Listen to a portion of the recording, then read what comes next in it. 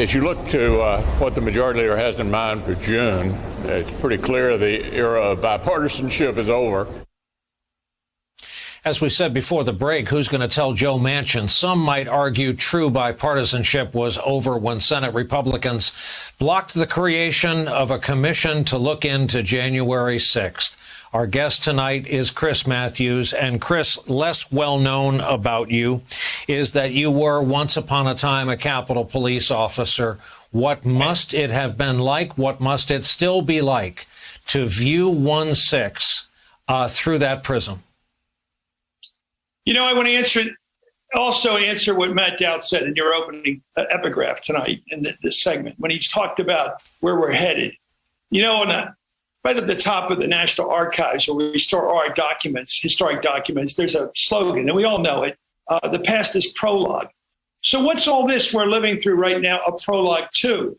Just a few months ago, after the November election, the 5th, I believe, of November, the president of the United States, who was still president, said his elected successor would be an illegitimate president. Well, then came, of course, the rally that led to the insurrection in the U.S. Capitol. The U.S. Capitol that I, as a cop, and later as a top aide to the Speaker of the House, would show where I would show the bullet holes where the British tried to fight their way up the stairs. Right, I know you know that place. And then we had January 6th. Look where it was leading. See the progression. The President of the United States declares his successor to be illegitimate. Later on in his presidency, his mob coming from his rally went to the Capitol and defiled it. They defiled that place. It was sacred place. They were sacrilegious, basically. And then 2/3 of the Republican Party said their leader, who's still their leader, Donald Trump, said that the Biden presidency was illegitimate. And then this clown of a general, unfortunately, a guy who took an oath to support the Constitution, comes out and says we should have a military coup. Follow that progression from what Trump did 2 days after he lost the election, claiming he had won it, to the insurrection in the Capitol, to the 2/3 vote in the recent poll, the Quinnipiac bill, that self-identified Republicans believe this crap, believe it all. And then we have a general saying, well, since it's an illegitimate government, why don't we overthrow it with military power?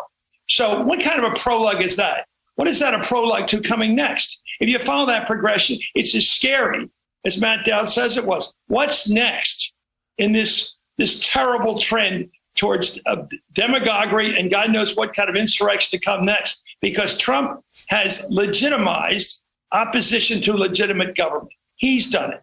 And when I look at Mitch, does anybody think Mitch McConnell's a leader? Mitch McConnell is a follower of Trump.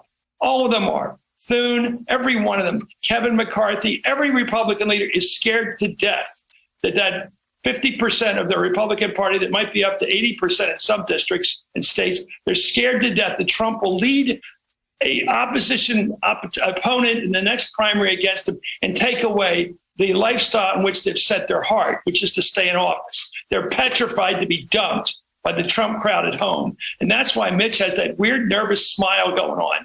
You know, that Elmer Fudd, whatever that look is he has of a phony, scared guy, he's got it because he knows Trump's the boss. And he's going to be the boss as long as he scares the dickens out of these people. And they can dress up and put their ties on and go to work and act like they're leaders.